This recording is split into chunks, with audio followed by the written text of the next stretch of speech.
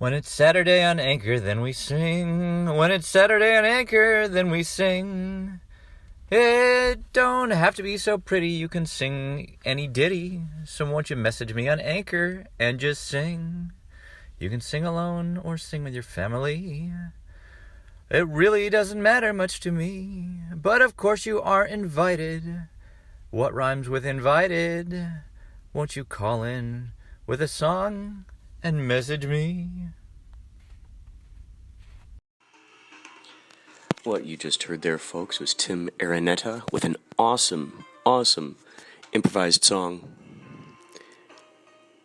I believe perhaps Carl Sagan, maybe John Travolta, Tony Danza, or any number of George Takei, any number of people could have left a message for Tim. And that was his return thank you message. I love that stuff. This whole podcast, Inspirado Projecto, what you're listening to right now, it's all about the process of creation. It's all about collaboration. It's all about dialing in and tuning in and turning up the volume on those talents and passions and all those crazy voices, all those just astounding pieces of imagination. I love to feature it all. Get it all out there in the open. This is the place for that.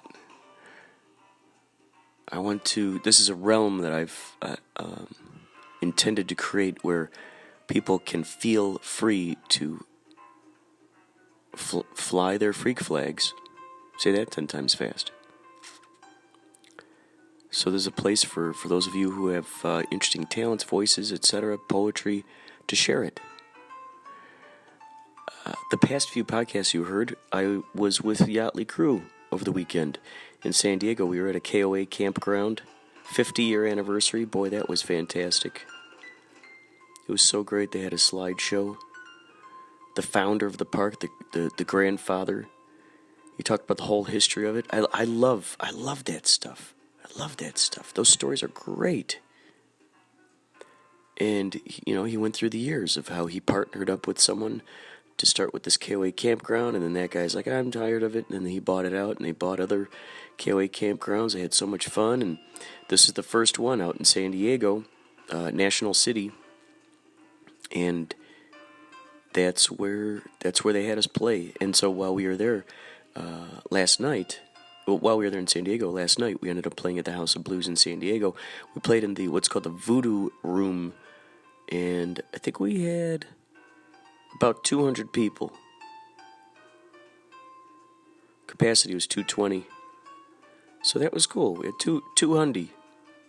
What a wonderful time. Today, we're going to be playing Thousand Oaks at I think it's called Conejo Valley. It's a free event. We're going to be playing outside. It's going to be fun, awesome, family friendly. It'd be great to see you guys out there.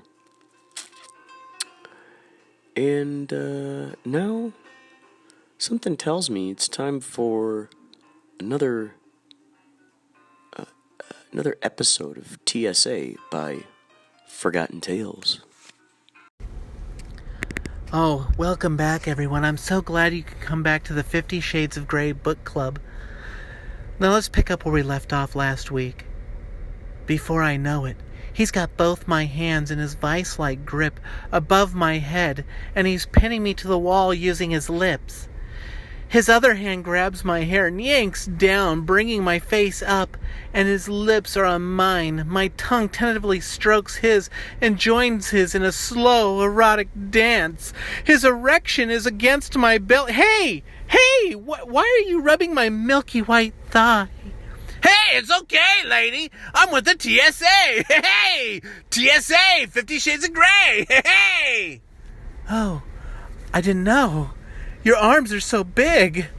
Oh, that's right, lady. Hey, 50 Shades of Grey. TSA. Hey.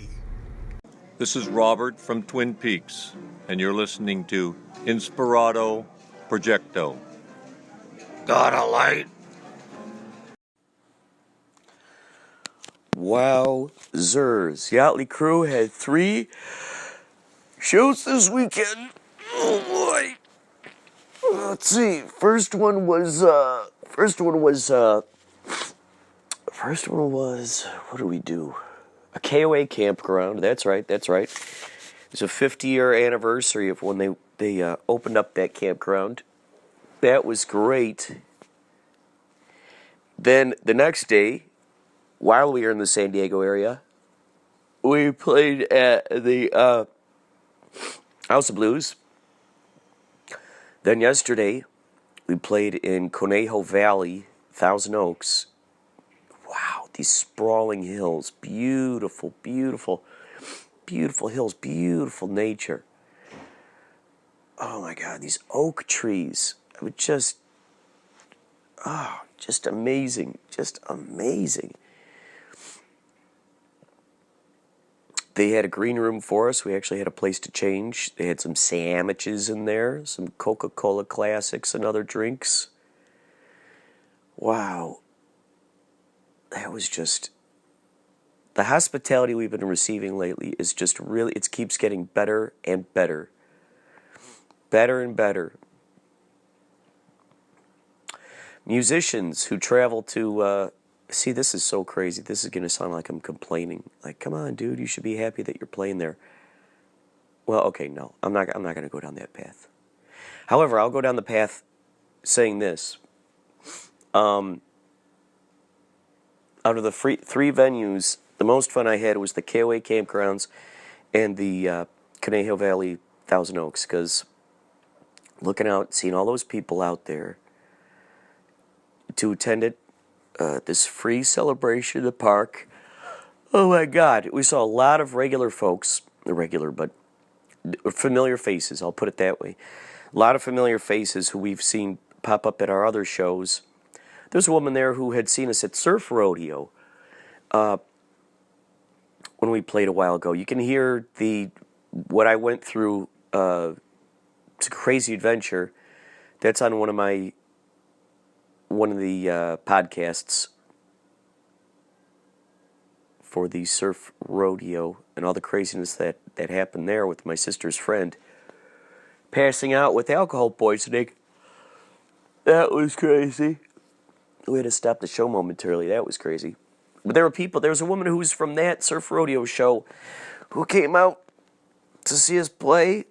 And then there were these ladies, wonderful ladies. They had seen us at Borderline Bar and Grill in Thousand Oaks before. And when they came out there, the first time I saw them, they each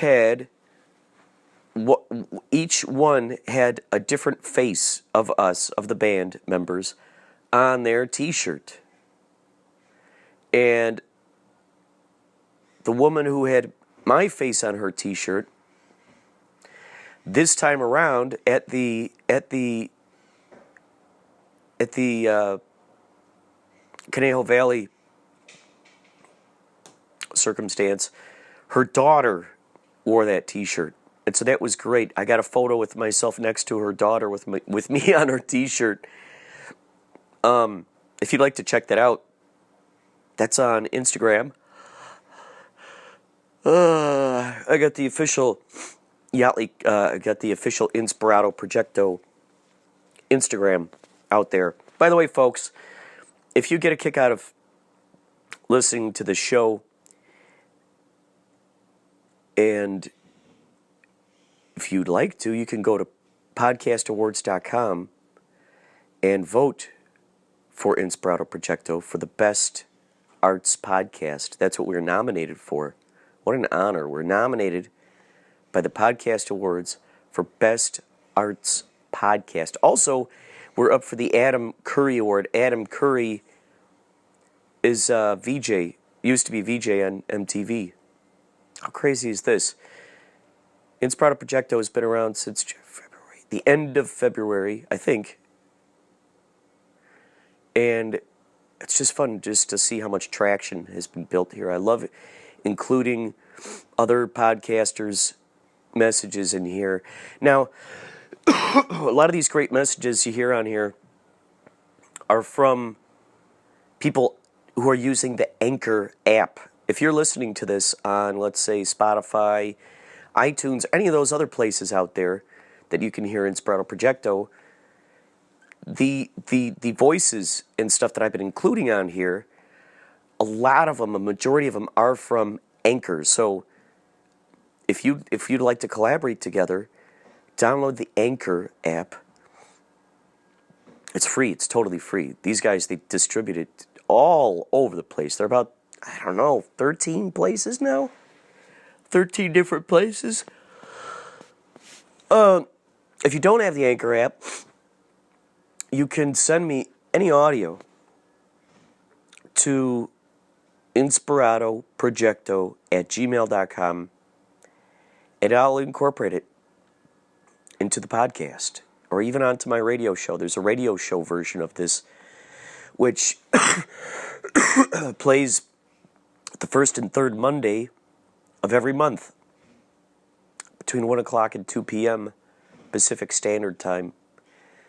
If you go to Inspirado, if you look up Inspirado Projecto, you will be led to the official site, which is where I like to upload, which I still need to upload the last radio show and put that audio up there. It's on Mixcloud. You can hear the Mixcloud audio. I just haven't uploaded any photos yet to the WordPress site, which I'll probably do as soon as I hang up with this.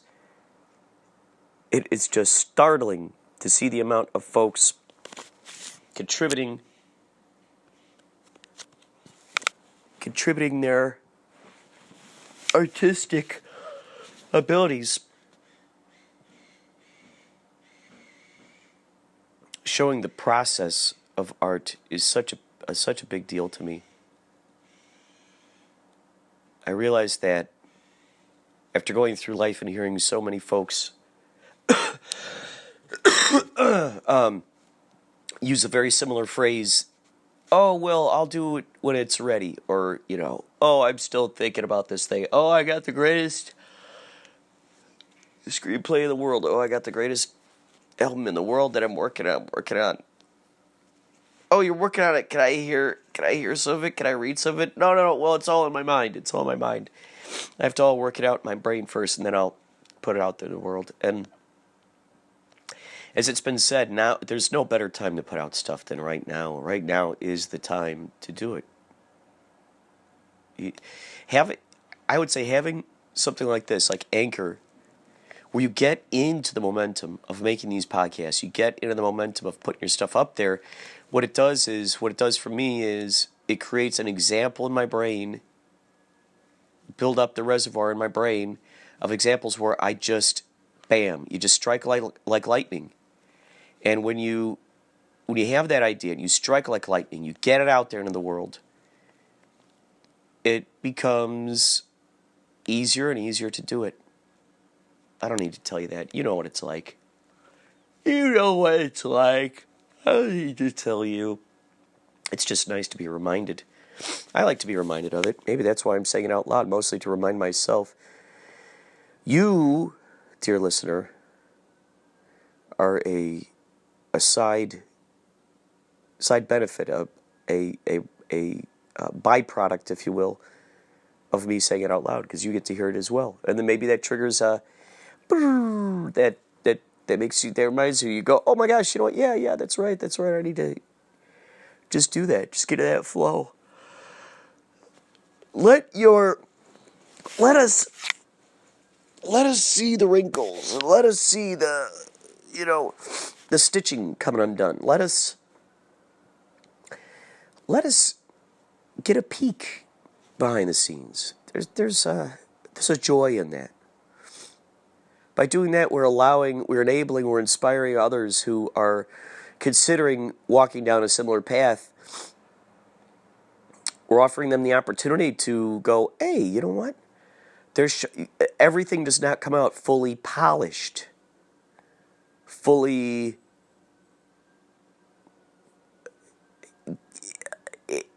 I was reading this article. And there are a lot of folks out there giving advice about podcasting, including myself, right? You're listening to me saying right now. I'm giving you advice. I know what's best. I'm the king of the best podcast advice. So listen to me.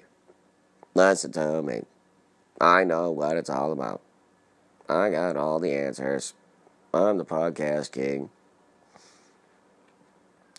So, everybody out there has some advice on the podcasting circuitry. Podcasting circuitry. Welcome to my podcasting circuitry. So one of these pieces of advice out there that I saw, they were talking about the expense of making a podcast. And they were talking about the cost of an engineer, the cost of renting the studio time, the cost of editing it, the cost of yada, yada, yada, words. And they said it would come out to about one podcast a month for $50? Or no, what did they say? Can't remember if they said once a week or once a month. I think they said once. I don't want to hear myself saying this out loud, but I think it said once a week, $50 to do something like that. And everyone's got their own method, because deep down inside, I think each one of us who is podcasting is there's an example in our brains. There's a blueprint out there for each endeavor that we want to set out upon. There's a set blueprint, so to speak. We can look around at authors, we can look around at podcasters, we can look around at musicians, actors, etc., etc., etc. And we can look at what they're doing. We could go, oh, well, they did it this way. They have, in a sense, set up a formula. There's a nice blueprint here, formula. I'm going to go ahead and follow that too. It worked for them, it's going to work for me. And those are possibilities. Those are possibilities. Now, it is also possible that each one of those people listened to someone else that they looked up to or respected the advice from, and they decided, I'm gonna do it this way because that person did it that way. You go back and back and back, and eventually you're going to come across someone who had no frame of reference. The Lewis and Clarks out there, the Marco Polos of the world. The Dr. Livingstone. Hello, Dr. Livingstone, I presume. The Dr. Livingstones of the world, those who've been exploring out there, adventuring out there, the Indiana Joneses who are willing to go to those deep, dark caves. No frame of reference, have no idea there are booby traps in the cave, don't have any idea. And he goes in there. If you haven't seen Indiana Jones yet, check out that movie. You'll see some skeletons in there. You get this idea. There's some dead people in this cave. People who have tried to go forth, to follow their bravery, to follow their instincts. And that's what Indiana Jones did. Went right in there. He didn't know any of that stuff was going to happen. It seems dangerous. The funny thing is, okay, so we take that same analogy.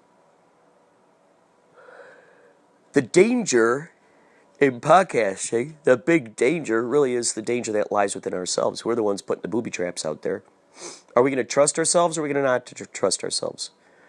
Are we going to feel that we have to rely on all that fancy razzmatazz and the ticker tape? Or are we going to simply get excited about the fact that something like Anchor exists and we can take it anywhere, everywhere, allwhere? We are the mobile radio station. You're the mobile radio station. I'm the mobile radio station. What have you always wanted to hear on the radio? Make that show. Make that show. But I don't know if anybody's going to listen. What makes you sleep better at night? Being a puppet? People moving you around? Bad podcaster.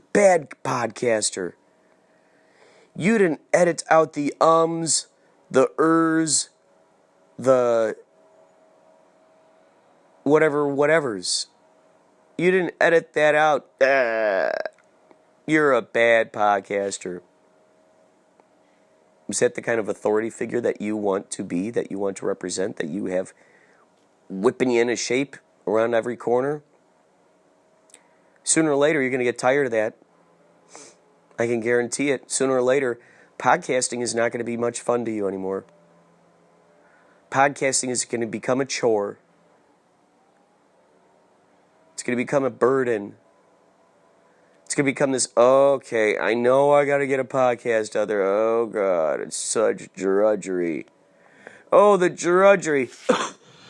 Oh, the drudgery. Oh, the humanity. I can't stand podcasting anymore. Oh, my God, there's so much pressure. Or do you want to be the,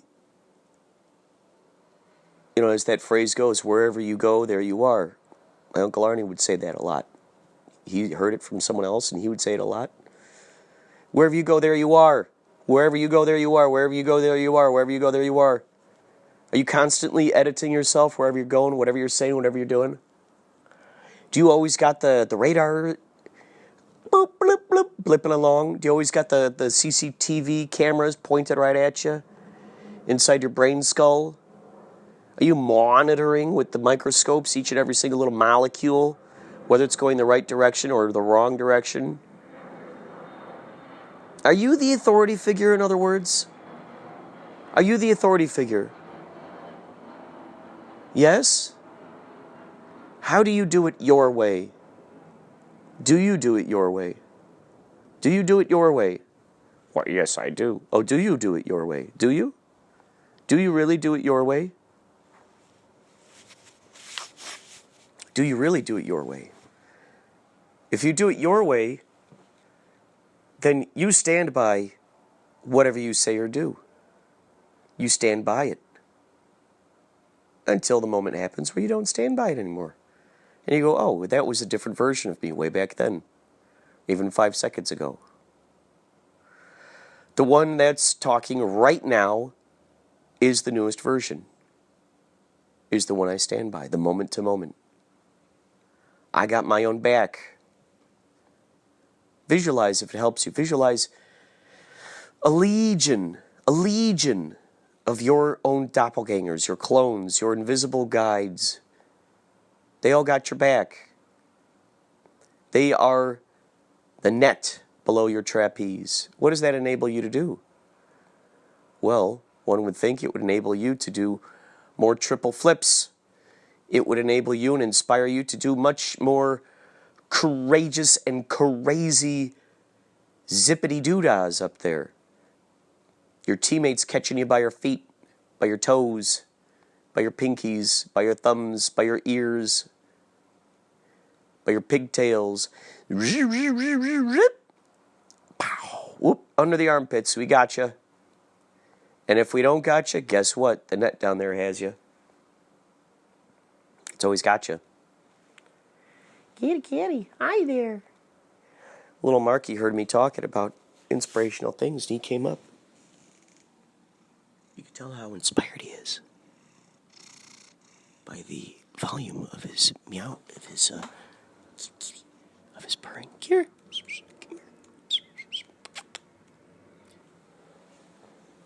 Marky. What a guy. So make the art you want to see out there in the world. Make the art you want to see out there in the world. If you're not going to make the art that you want to see out there in the world, if you're not going to do it for you, do it for me. If you are going to envision one audience member who's going to applaud you and appreciate the fact that you had the bravery and the courage, which is interesting too. I'll just make an addendum to that as well. It doesn't even have to be bravery or courage unless you define it as such.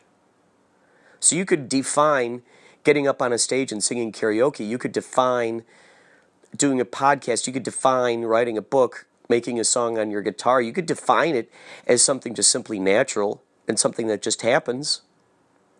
Something that's fun, something that's joyful, something that's exciting to explore, a fun challenge to get into. You could view it as that.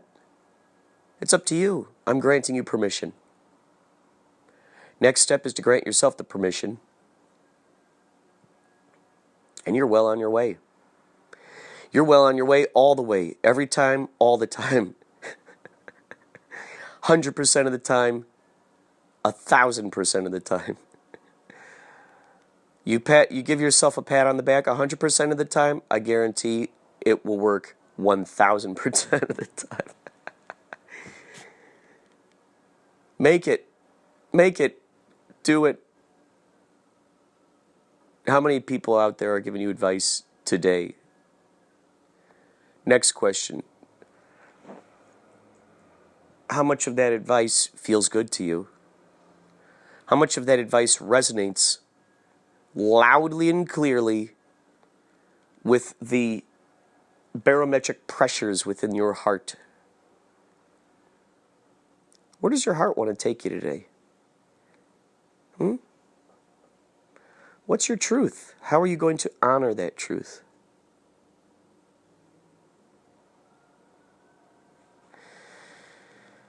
How are you going to honor it?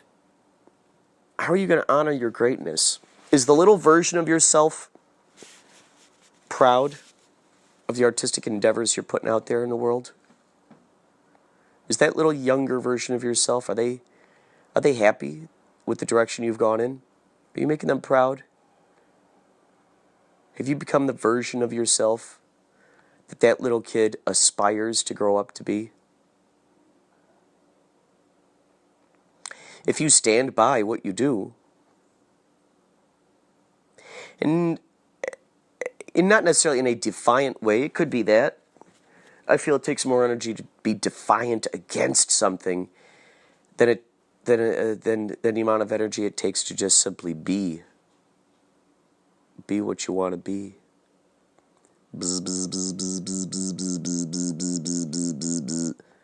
Pollinate those flowers.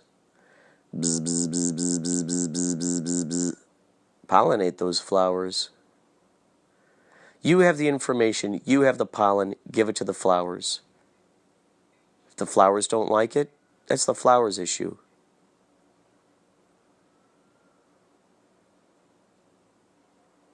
Not necessarily in a, screw them, but in a simply, there it is. The information's out there.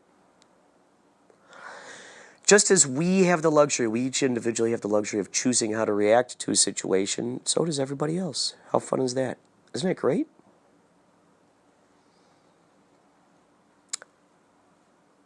Just as we can choose to be offended by something, or enlightened, and feel enhanced, just as we feel that, so do others. So if we're going to grant ourselves that permission to do that, and feel justified in doing that, well, we can give that ability, or I should say, recognize that ability within others too.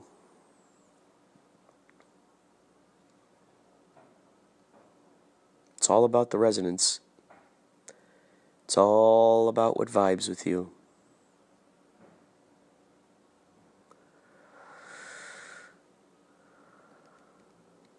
That's all there is to it. As the phrase goes, follow your heart. What does your heart want to do right now? Get happy, be happy, now.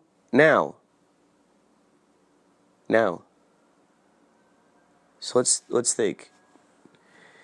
Do I have the birthright to be happy? Yes. I'm the authority of this avatar's live stream, so I say yes. If that's the case, do I grant myself the ability to be happy when I want? Yes. Can I turn it on when I want? Yes. Is it important for a whole set of other circumstances to happen first before I turn the light on of happiness, before I turn it on? No. It's not necessary. Why? Because I say so. Oh, that's awesome. That's nice to hear. Yeah. You're a good boss. Thank you. I like this kind of boss. Thank you. I grant you permission to follow your bliss. Oh, wow, thank you. You'll let me do that? Yeah. All right. As Abraham Hicks says, be happy first. Find something, anything to be happy about. Be happy first. Get into that alignment. Get into that alignment. Align yourself with that. And then we start seeing examples of either songs, conversations we're hearing, billboards even. We start hearing reflections of, echoes of, examples of what highly resonates with us and what we most love. That's how that works. That's how that works. Magnetization. Magnetization.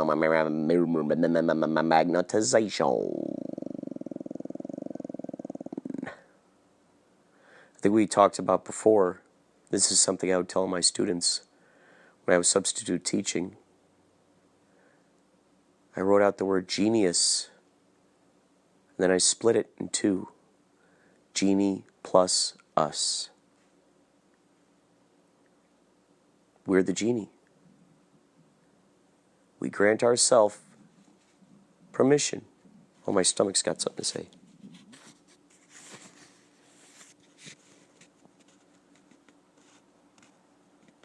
I hope you're able to hear some of that.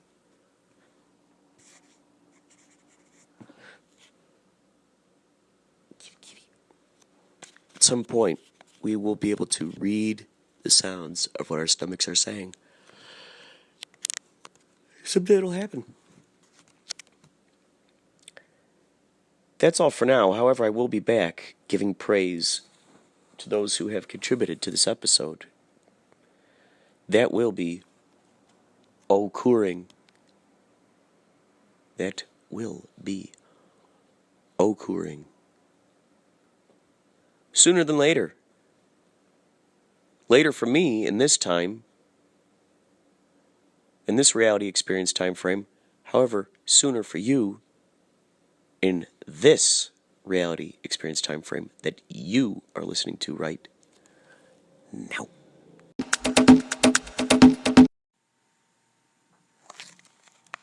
But we need the ways of the mystic, the shaman, the dreamer to gentle and tame where we might go with our technology so that we use all the applications of this stuff really, really well.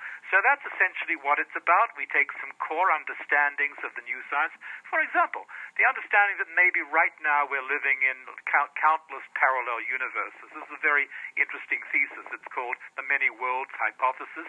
Nowadays it's often called the many interacting worlds hypothesis, on the understanding that we're not only living in one of uncountable parallel universes, but they're impacting each other, they're buffeting each other, they're bruising each other or arousing each other in ways that it's terribly difficult to understand unless you borrow the tools of active dreaming. Because one of the central ideas here is that with our skills of active dreaming, which is a yoga of dreaming, it's not dream yoga in the Eastern sense exactly, but it's a discipline, it's a practice of advanced dreaming. With those skills that the shaman understands, the real shaman, skills that the everyday dreamer understands when he and she gets more conscious and more active, with those skills we can understand exactly how all of this works and bring it into embodied life and empower our lives and make everything better.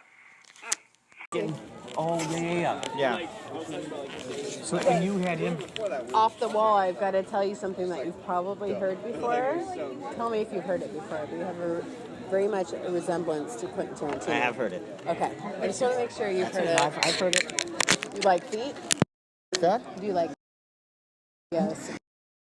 Along with Quentin Tarantino, the next follow-up question. Feet in what way? Do you like to look at in what way? women's feet? Do you like feet? I've never been much of a foot fetish person. Okay.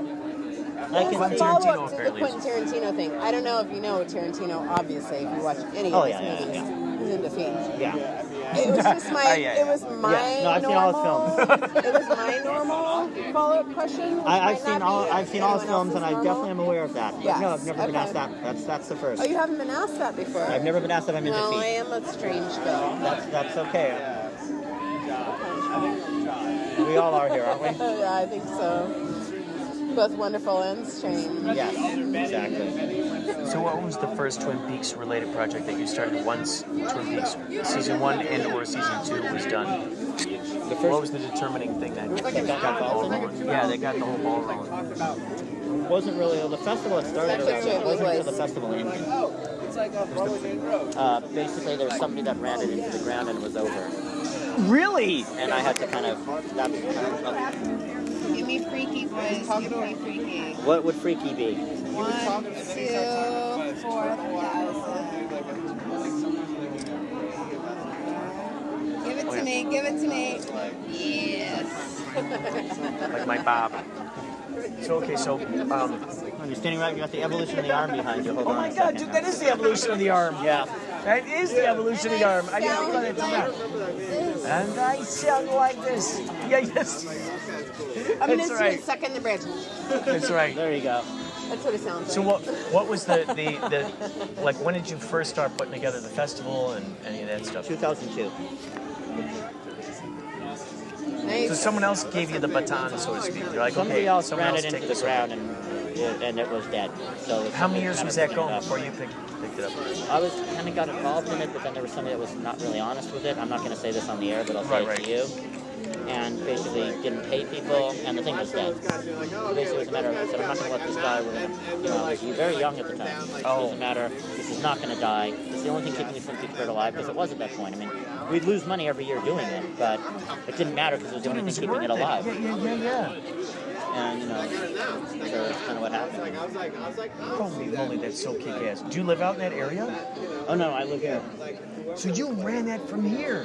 From LA, yeah. Okay. But now, I'm not, Well, we got other people that run it. How did you link up with resources out there, to meeting people there now? I mean, the people that are the main organizers I know, and I work with them on it. Oh my God. Basically, my job now is, getting them the cash. It's awesome. That's kind of my job. I'm doing the trivia game every year. So, okay, when is the next Twin Peaks Festival? It'll be this next year. I'm not allowed to say the dates yet. Oh, gotcha. Oh, Unannounced okay, so at this point. when was the last one, actually? July. So last one you had in July. Now, July 2016 was this. now was that... 2017, sorry. Now, was that... Okay, I'm trying to think in my brain. In terms of Twin Peaks Season 3, how close was that of when it was airing to when Sabrina, this... you know Sabrina, of course. Sabrina Sutherland. Oh, you're right. The producer? You're right. She was there. She screened the episode as it aired at the festival, part 12.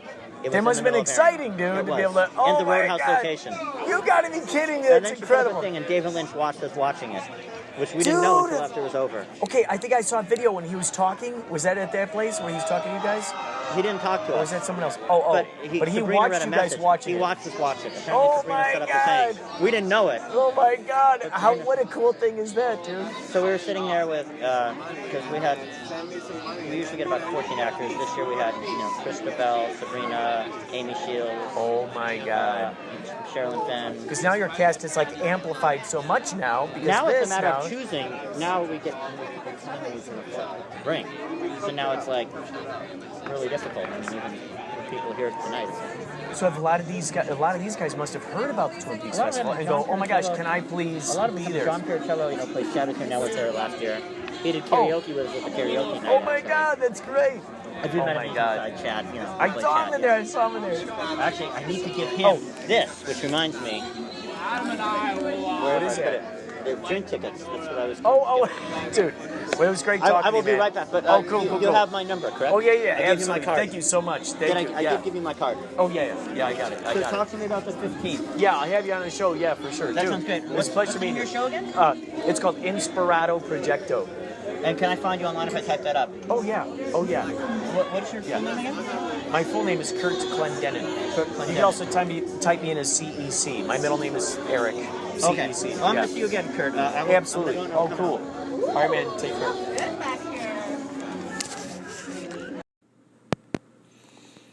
I would like to say thank you to Tim Ereneta for if I haven't thanked you yet, thank you so much for that fantastic improvised song. Thank you so much,